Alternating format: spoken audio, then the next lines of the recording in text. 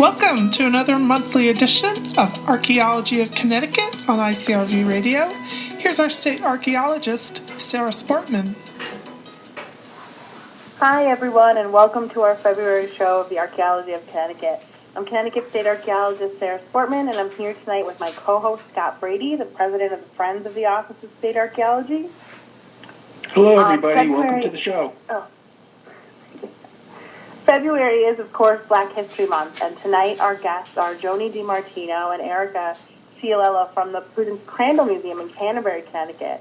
The museum is a site on Connecticut's Freedom Trail, which is a group of sites across the state that are associated with, or perhaps more accurately, bear witness to the struggle of African Americans and other minority groups for freedom and equality.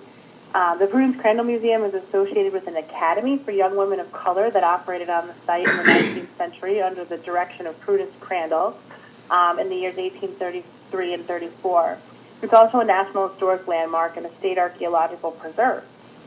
So tonight we're going to talk a little bit about the history of the school and the historical context of that period in terms of what life was like in the 1830s for African Americans in Connecticut and the North in general, and learn the stories of some of the young women who attended the school.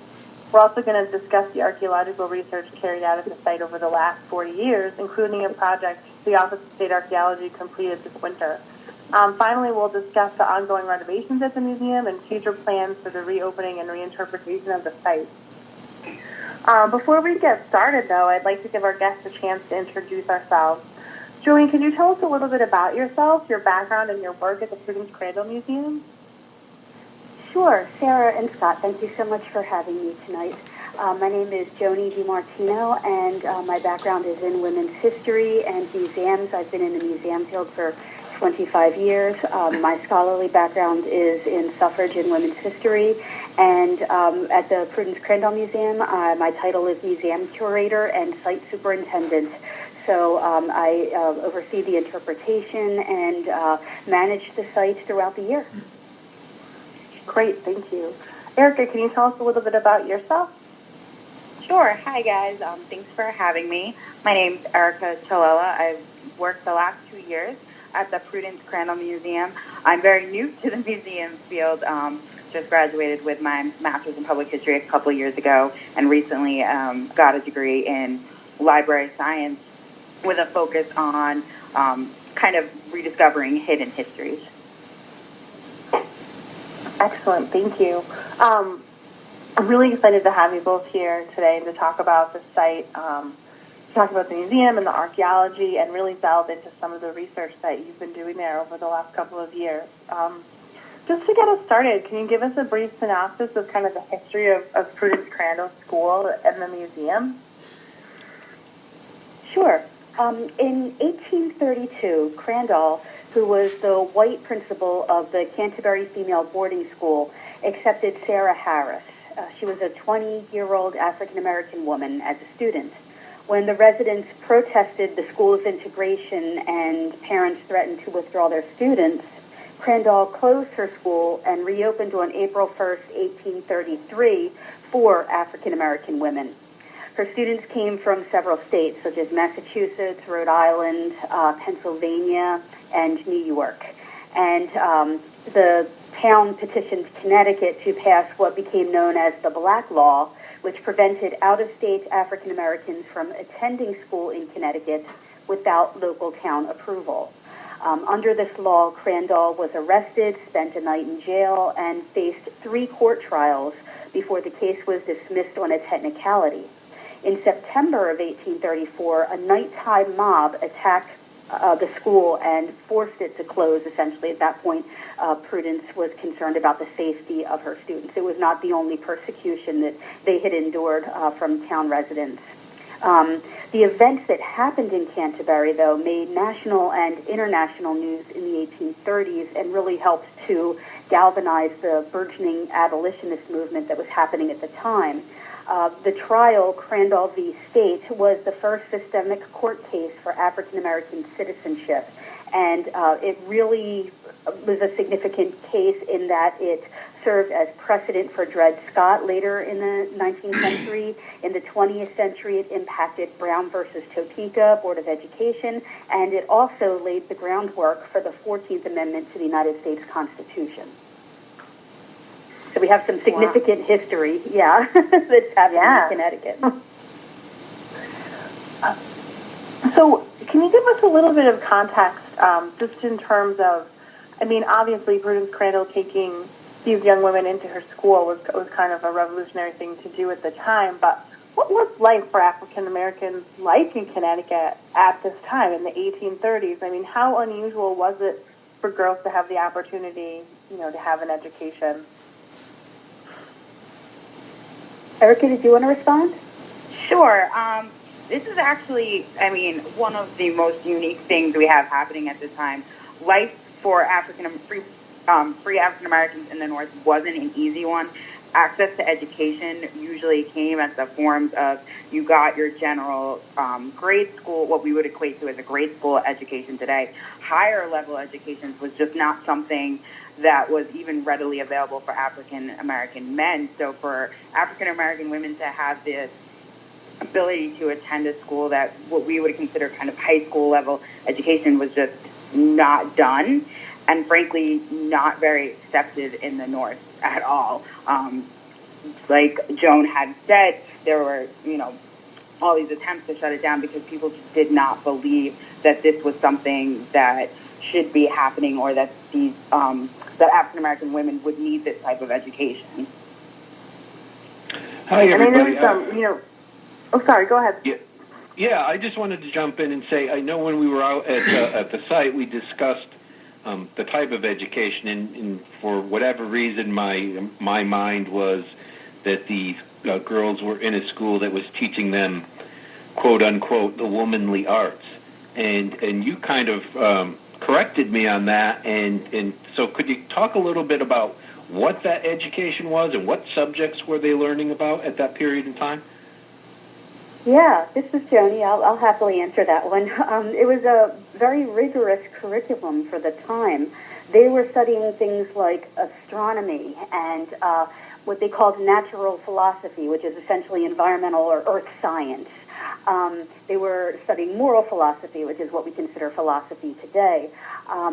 Besides, your arithmetic and reading, they were also studying the French language, which, sounds finishing school today, but actually was like the global language of conversation back during that time period. The way English is the global, conversation. Most people, at least learn English as well as their native language.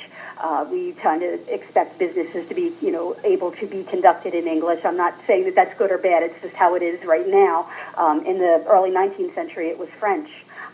So she was really, teaching these young women to not only be teachers, but to be very well educated in their own right.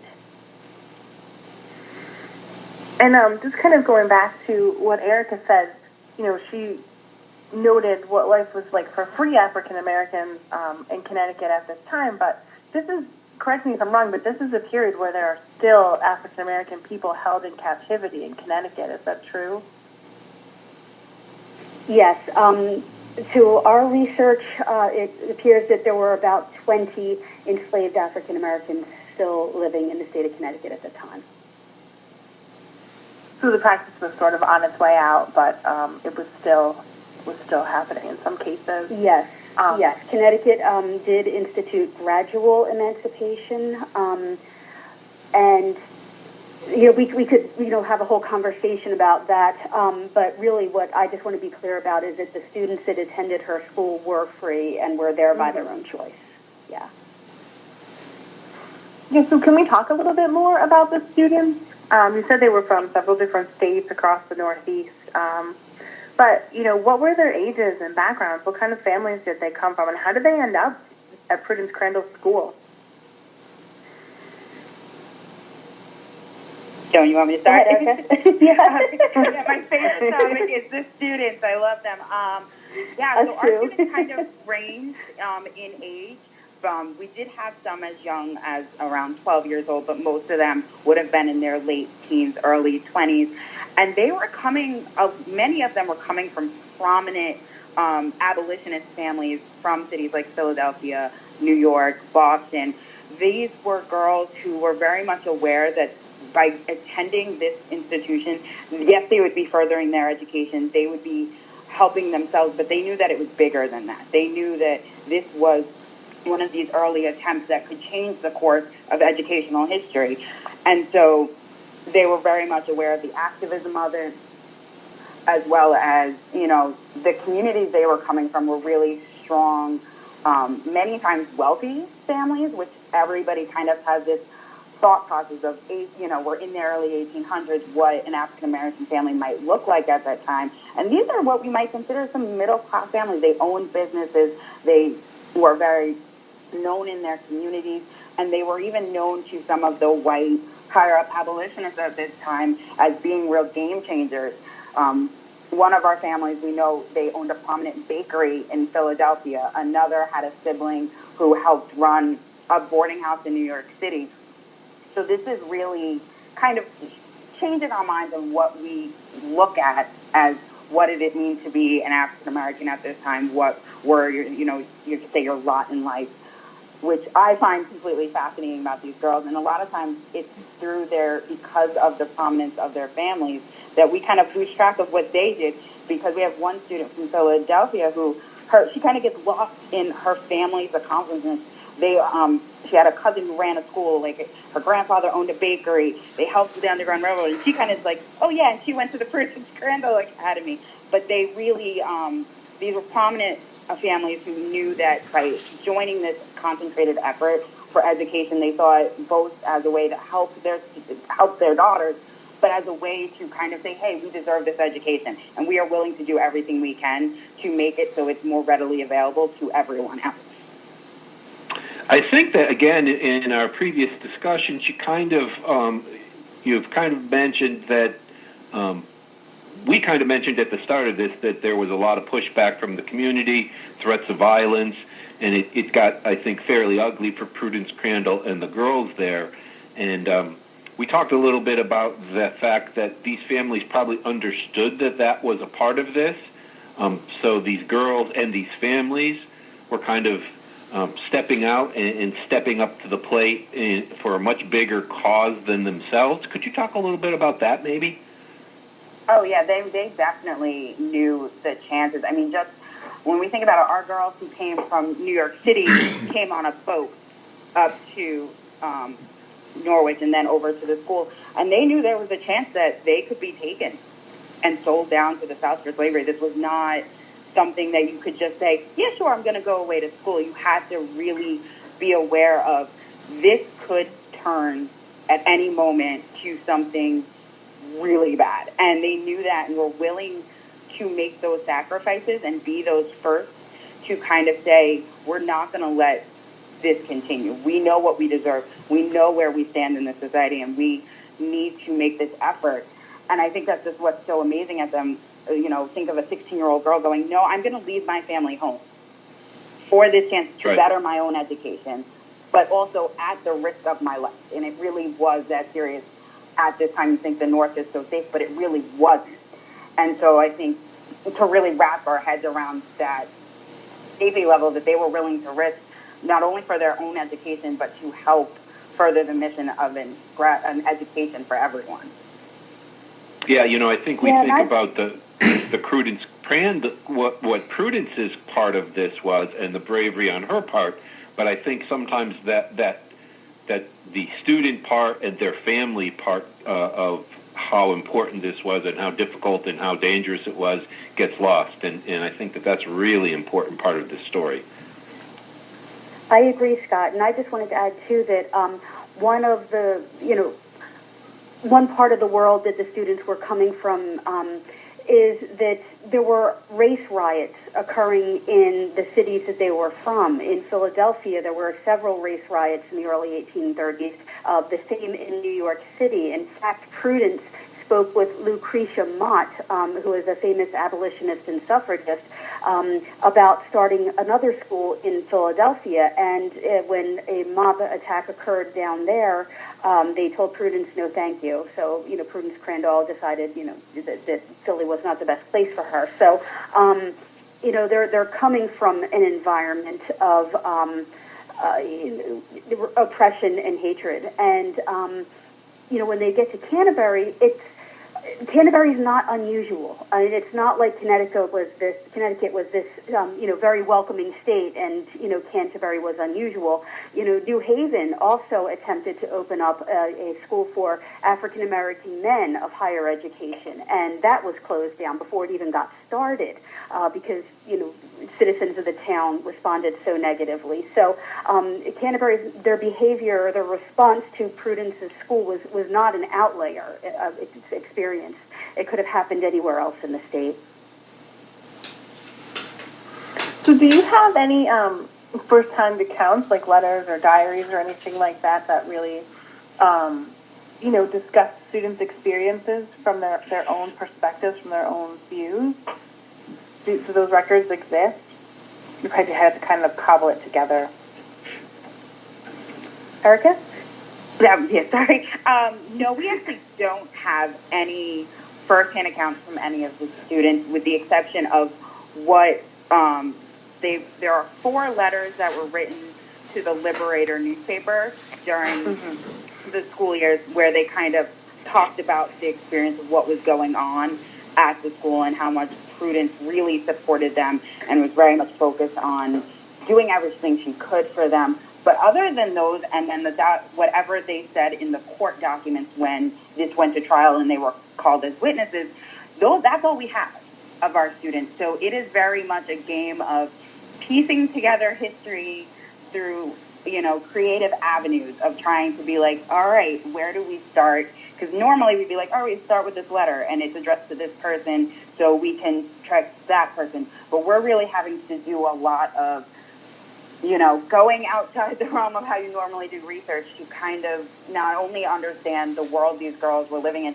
but what they might have experienced coming to the school, how they would have felt about it, and how they would have went on after they left. It's a big puzzle that we have to piece together. Yes. And keep in mind, too, that, these young women were considered by society to not even be worth educating. Their letters, for many people, they were not considered worthy to be saved. We have almost no artifacts from them. We do have a few students that Erica will talk about that we do know what happened to them and what they went on to do, but Prudence could not keep a roster of the students because she had to keep the students safe, and if that got into anybody's hands, that could be very dangerous for both the students and their families. So, Erica's absolutely right. We have to do a lot of, different research. For example, instead of a school roster to find the students' names easily, we have to use the court trials. So they're anonymously printed, the letters that Erica mentioned, in the Liberator for the same reason, to protect the students.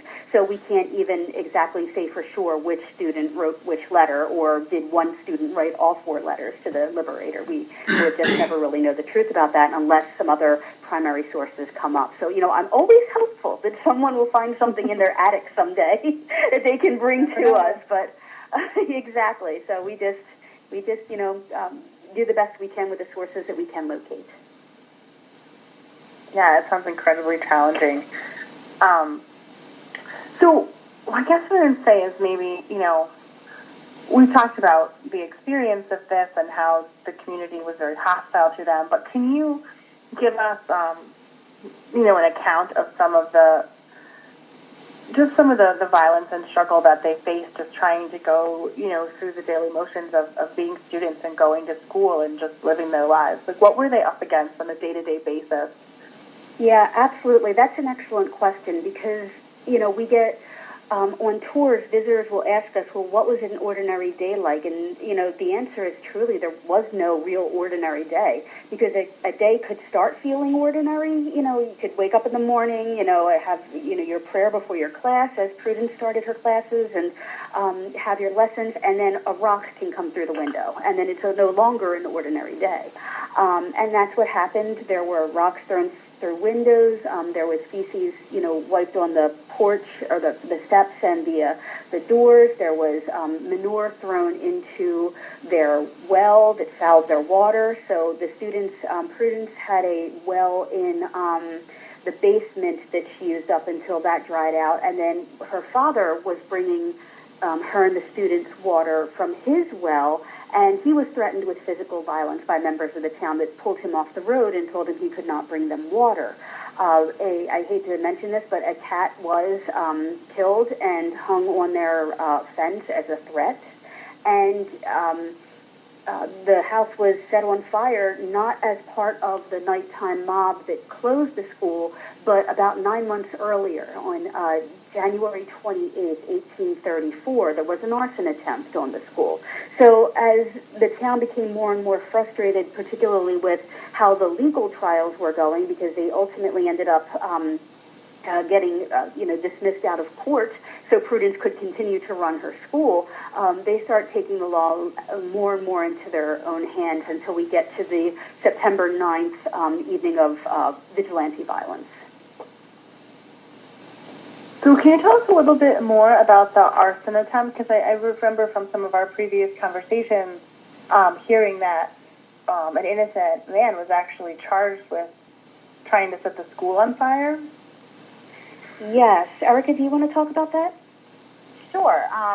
So what ends up happening is the town is kind of like, we're going to take this into our own hands. And on this night, one of the students starts smelling smoke.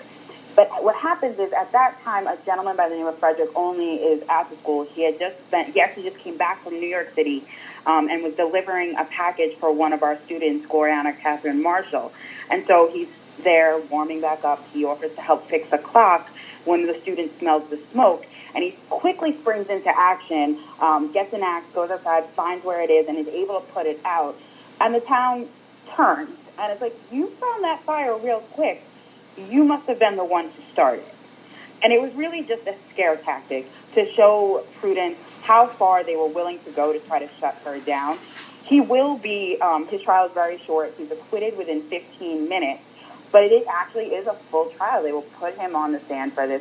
Gloria and Catherine's mother will actually come up from New York City to say, no, Frederick was there delivering that package. He is a friend to them. You have this all wrong. And it really shows the lengths they were willing to go to try to shut this school down. Thankfully, of course, like I said, he was acquitted within 15 minutes.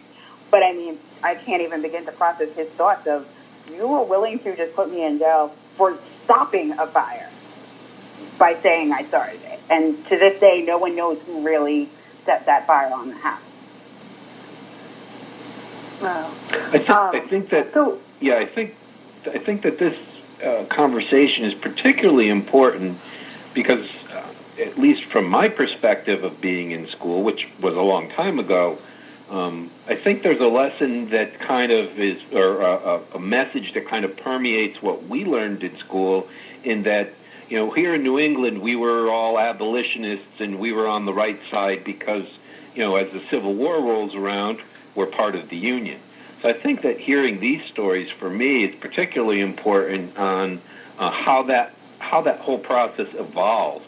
And as you said, this kind of starts the process of, I think, solidifying the abolitionist movement. Isn't that what we're saying here? Yes. Prudence Crandall starts her school for African American women in 1833, in April of that year, and then in December of that year, the American Anti-Slavery Society forms officially. Obviously, there's abolitionists in the North, particularly in Boston. You have William Lloyd Garrison. But really, Prudence's initiative and her efforts with the school coalesced the movement. It gave them really a point to focus on and throw their efforts behind. So not only is Prudence getting emotional support and moral support, letters and people coming by and supporting her, but she's also getting financial support from the Tappan brothers from New York. They're very wealthy abolitionists, and they also partially fund her lawyers for her court cases.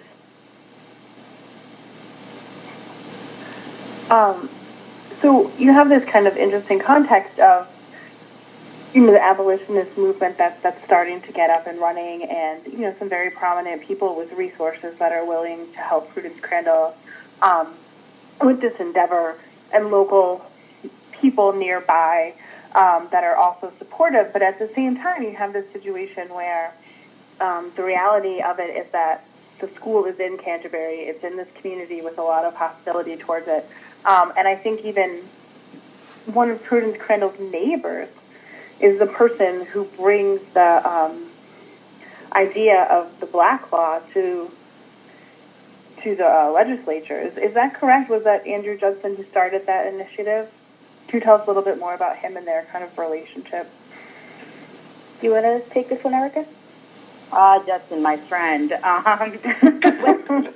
actually, because it's one of my favorite parts of when we used to give the guided tour, because we can look out one of the windows of the building, and we just stare at where Justin's property was.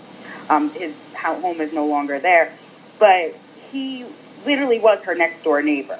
And he is part of what is known as the American Colonization Society, which believes, sure, African Americans can be free, but they shouldn't be here, and that they should be sent back to Africa.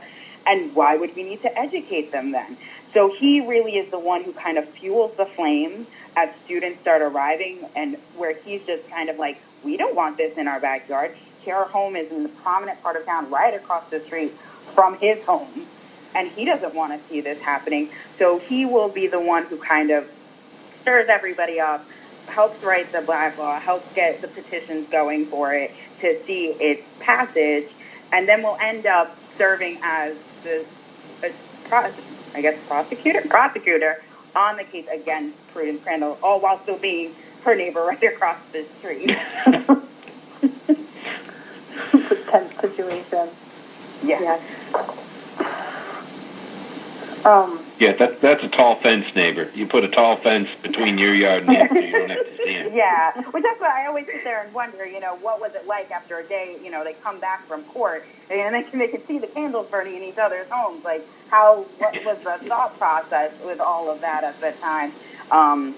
Because he will really go on to say a lot of horrible things in the court transcripts. I've read all the cases, or what we would call today the court transcripts from the trials, and his beliefs very much are full-on colonizationists, but beyond that, just does not believe that African Americans have a right to be citizens of this country, and he very forcefully puts that forward in these trials, and then every day we'll look these girls in the faces as they either walk to the market or they're outside, getting fresh air. So it's a very tense situation for the months that this is going on. Yeah. Can you kind of expand just a little bit on, clearly Judson has his point of view that, if African American people shouldn't even be here and there's no need to educate them. But in the general kind of world view of the United States and Connecticut in the North at this period, what is the resistance to education for African American people based in? What are the fears there and the concerns, or the on behalf of the white community, I guess? Well, for Judson and the more wealthy people in Canterbury and in Connecticut and beyond, it was really about potential marriage. One of the things that Judson mentioned repeatedly is that these young women are coming here to find white husbands.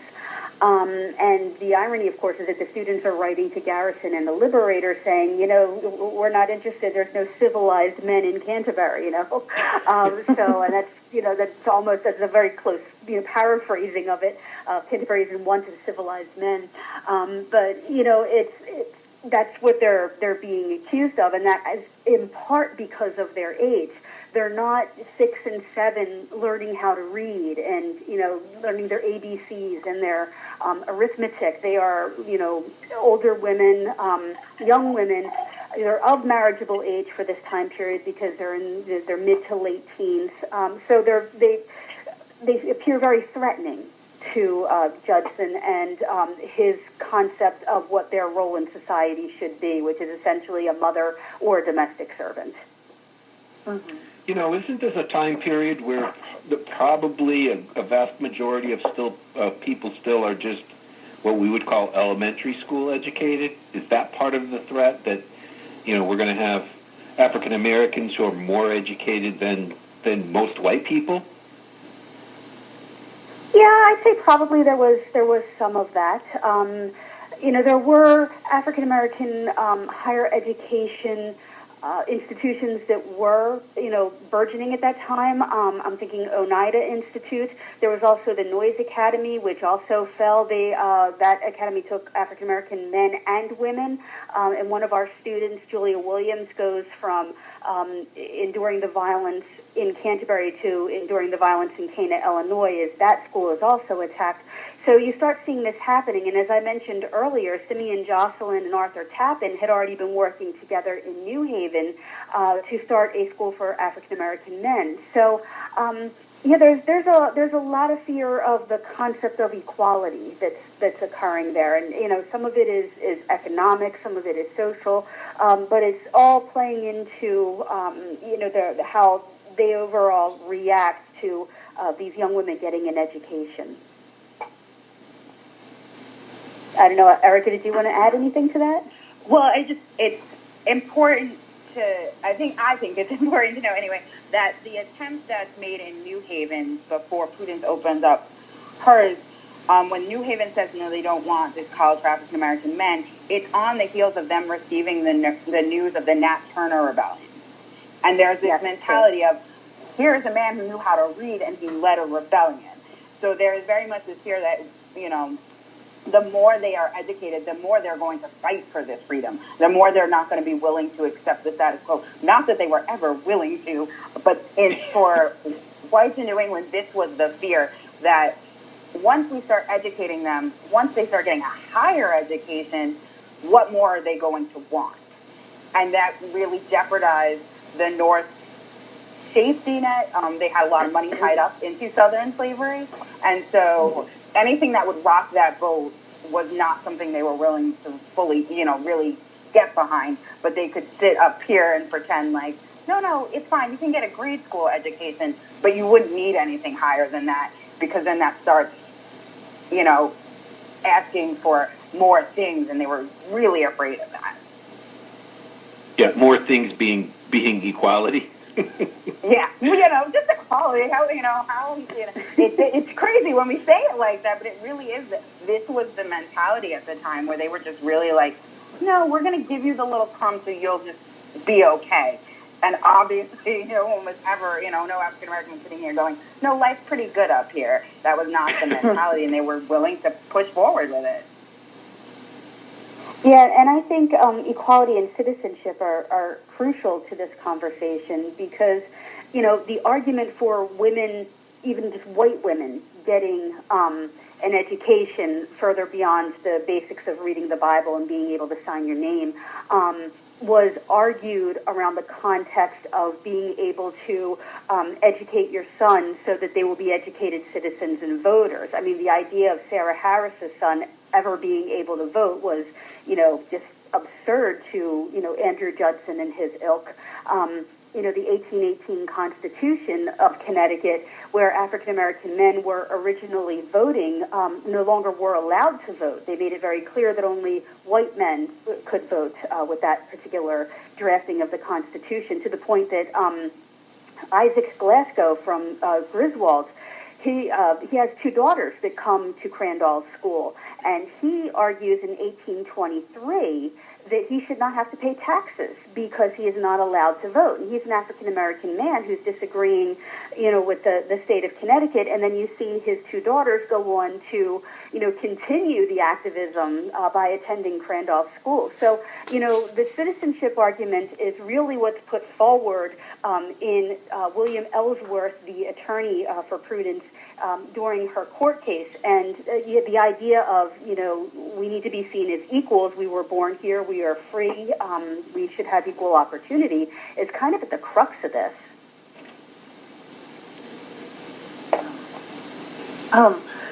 So I want to talk a little bit more about some of the girls and their stories at the a little bit towards the end.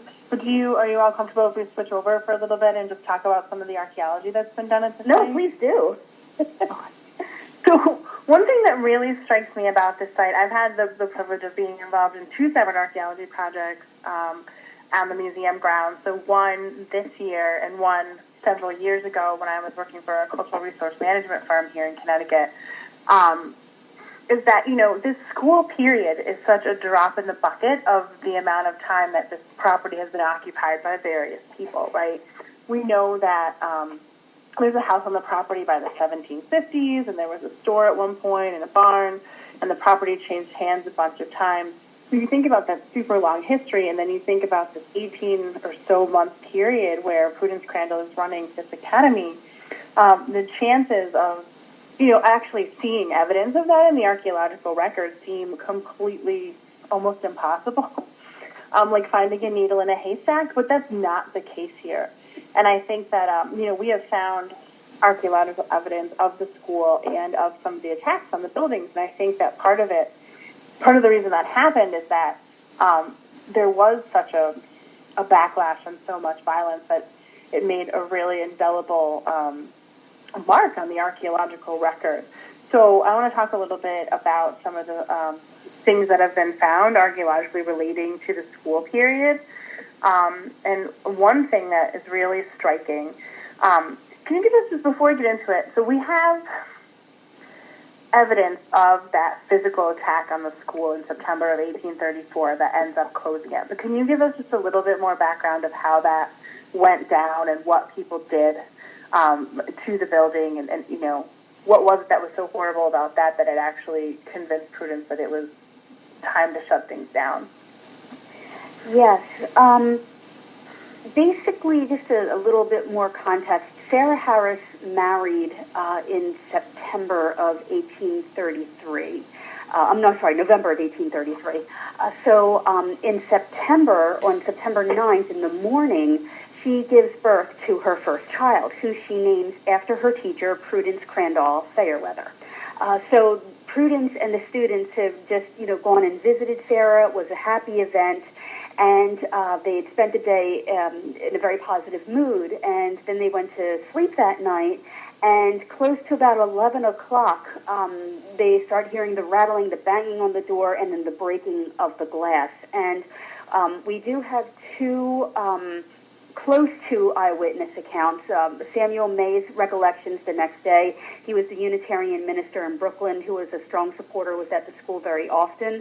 And then Edward Abdy, who was a Scottish resident visiting the United States, and he was fascinated with this story, and he wrote a little bit about it as well. But it seems that the intent was to break the windows, terrorize everybody inside the building, and to make the house inhabitable, because you figure it's September. She's not running to Lowe's to pick up, a new set of windows, even if she had the money to do so easily.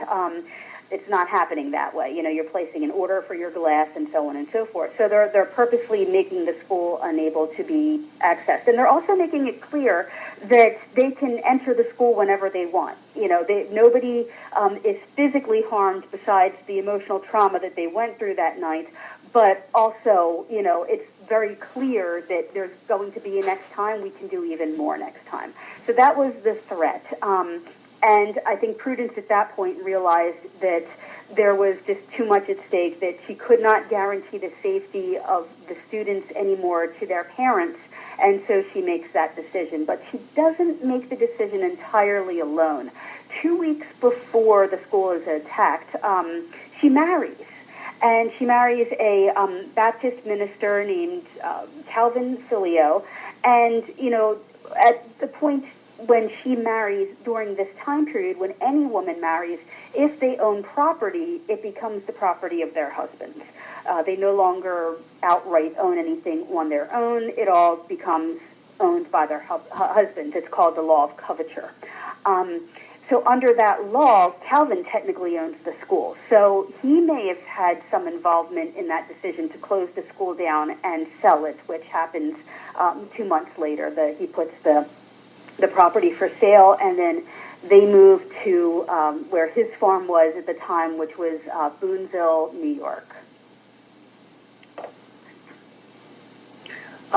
So, I was saying that these events kind of left a mark on the archaeological record. So in the late 70s, early 1980s, when the Prudence Crandall house is owned by the state of Connecticut and they're doing renovations to get it ready to open up as a museum, you have foundation problems. So they need to do a lot of repairs around the foundation, so they had archaeologists come in at the time, students from UConn, archaeologists from the state. There's a large group of people working there, and they dug a bunch of excavation units around the foundation of the house, and they found all kinds of materials that you would expect in a domestic context, architectural materials like nails from like various renovations of the house and replacing clapboards and things like that, ceramics, typical household materials. But what they did find was massive quantities of broken window glass, more than you would normally find. I mean, almost every historic site you find fragments of window glass. It's a thing. The windows get broken. It's everywhere, but they really remarked on the amount of window glass that they found around the foundation of the Prudence Crandall house. And that has been taken and interpreted as the result of this attack, this one day in September of 1834, when over 90 panes of glass were smashed by a violent mob. And I think that's really kind of a poignant, archaeological signature of a really terrifying and violent event, and not the kind of thing that you get to see every day in the archaeological record. Wow. Yeah, that is amazing. Very powerful. Yeah, and to pin an archaeological or an event in time to a single day through archaeology is pretty amazing too, I think, personally. Yeah, I mean, especially when you're talking about such a long occupation history, right? Knowing that people were on the property at least since the 1750s, it's really amazing to think that one day in time could leave a mark that you could come back and find. We also find, over the course of that excavations that were done, I think, over the years, there's other kind of bits and pieces and little pieces of information about the school. We found, lots of slate pencils and slate fragments, which are a thing that people often find in archaeological sites in domestic context because children had them for schoolwork and things like that. But again, larger quantities that in this case seem to be probably associated with the school. So these would have been artifacts that, the students actually held and used in their education, which is also really kind of intriguing, I think. Yes, I remember when we dug up the first slate that was found at the most recent dig earlier this fall, and we were all posing the question, who was the last person to touch this 200 years ago before it was covered by the dirt. So it is amazing. It really is just very profound, really, to kind of see that physical connection. Yeah, it's very exciting, and I think that that's one thing that I think really draws me to archaeology is the idea that these are things that real people actually used and touched and integrated into their lives. And on historic sites like this, sometimes you can get to the point where you almost know which person used it, and which is really exciting. And here you probably have like a pool of people that might have used it, but still the fact that it could have been associated, with these really important historic events. I mean, something as simple as a pencil is really, I think, kind of powerful in this context of what these girls were doing and trying to accomplish. Exactly what that pencil means, what it represents, what they had hoped to do, what they say the pen is mightier than the sword, and I guess in this case the slate pencil would be. Yeah, definitely. So I know that right now the museum is undergoing renovations, pretty extensive ones, and you're looking towards a reopening at some point in the future. But can you tell us a little bit about kind of the plans for the museum, what kind of ongoing research is happening, and if you're thinking about taking the interpretation of it in new directions when it reopens? Yes, and I want to mention, too, that along with having discoveries in archaeology, sometimes we discover things during the renovations process as well. We found some old wallpaper. Being able to see the original plaster has just been amazing. And we recently uncovered physical evidence of the fire that occurred that Frederick only stood trial for innocently.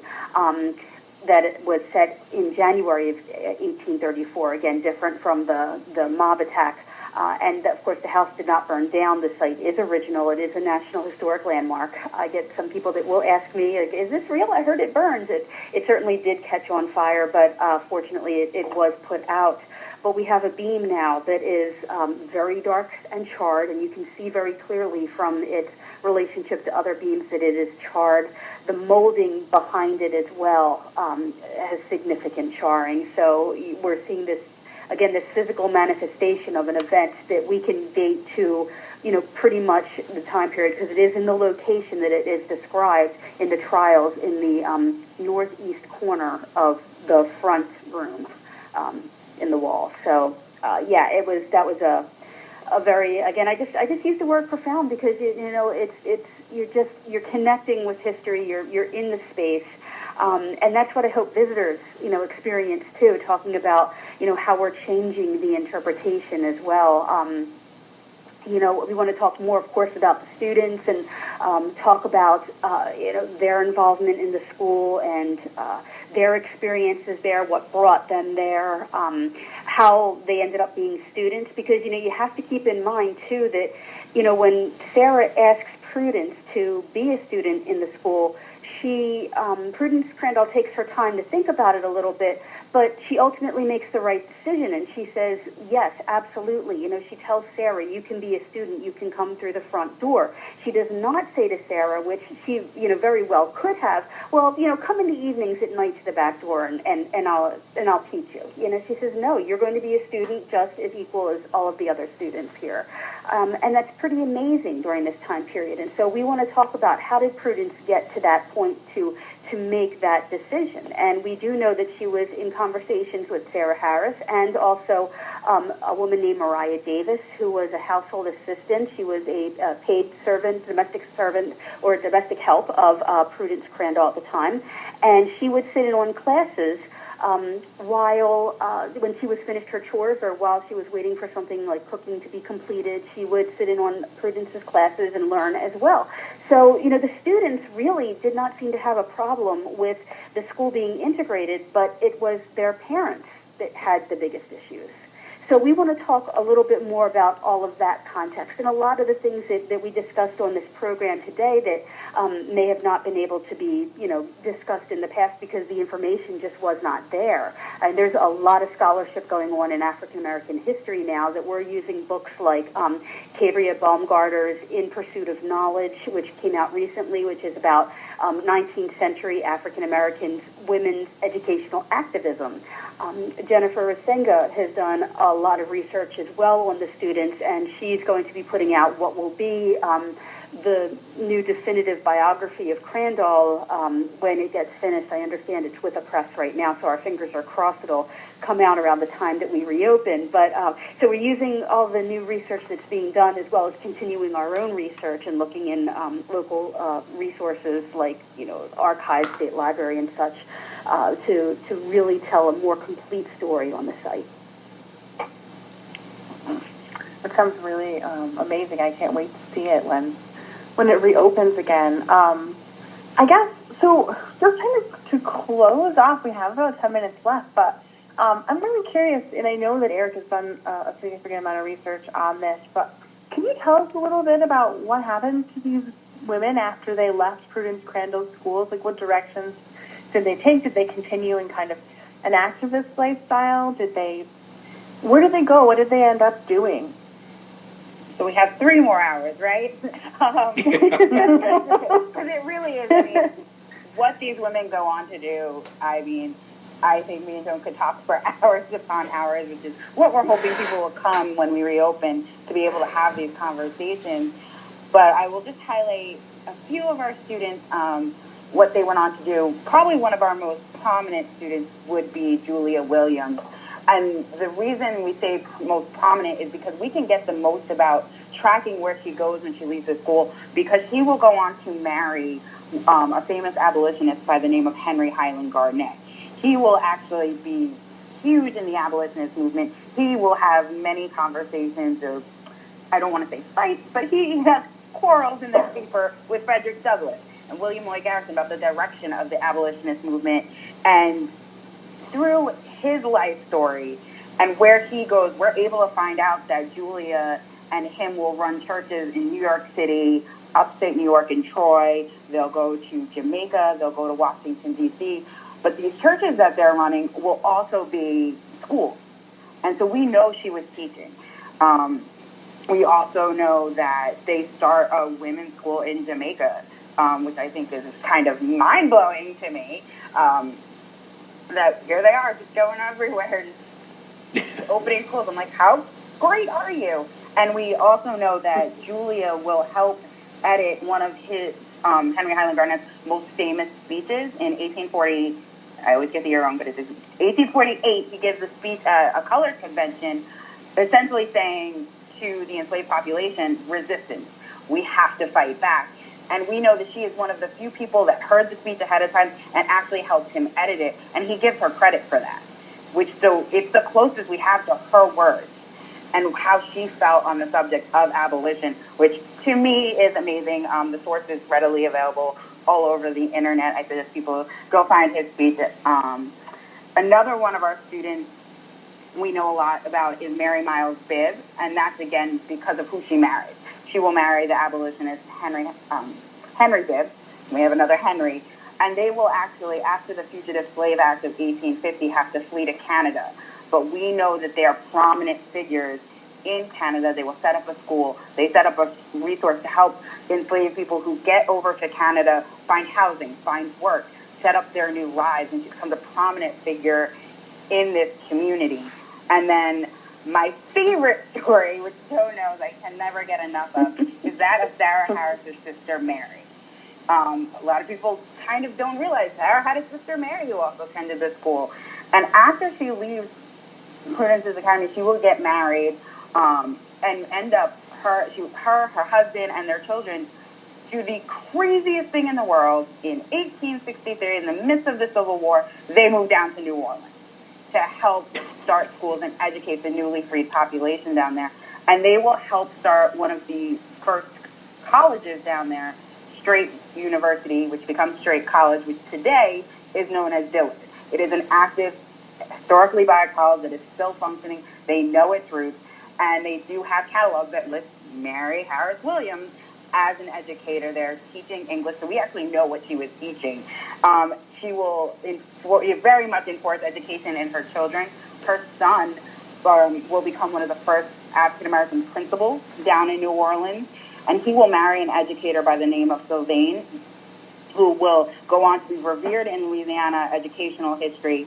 She is a principal of the school, I always get the name wrong, it's the Tommy Laughlin School, and they are actually shut down by a mob violence in 1899, 1900, and will, much just like her mother-in-law, say no, education will not die here, and reopens the school despite that mob violence, which unfortunately Mary will pass away that same year, so she doesn't get to see Sylvain, do the good work and reopen it, but that very much we know that Sylvain was carrying on that legacy of we will do everything we can to keep this education going.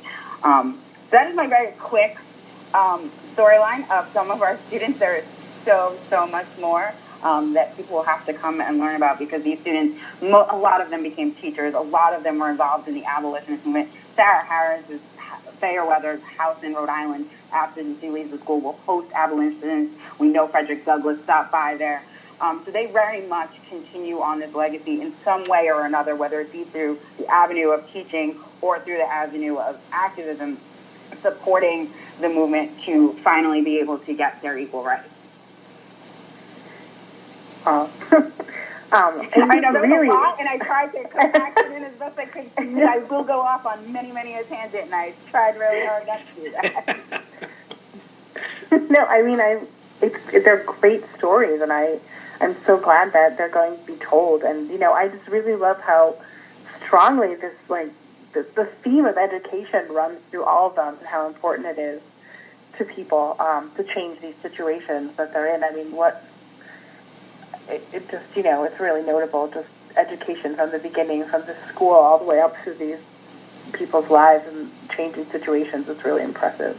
Hey, Sarah, we're about out of time. We're about out of time. Hey, Scott, I wanted to know if all of you could tell our listeners how they can find and follow and keep in touch with each one of you. Sure, I'll go. This is Friends of the Office of State Archaeology. We have a Facebook page, Connecticut Friends of the Office of State Archaeology, and you can find us on the internet at fosa-ct.org. Can you give us some information for how people can follow the museum on social media and online? Absolutely. You can reach us by email at crandall.museum@ct.gov. That's Gov.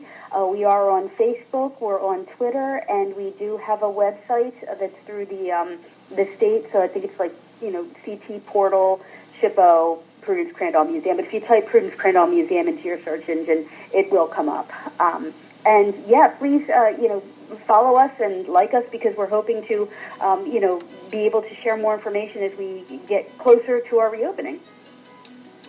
Great. And you can follow the Office of State Archaeology on Facebook and at osa.uconn.edu. Thanks so much, everybody, for tuning in tonight. This was a great show, and thanks so much, Joan and Erica, for joining us. Thank you so much for having us.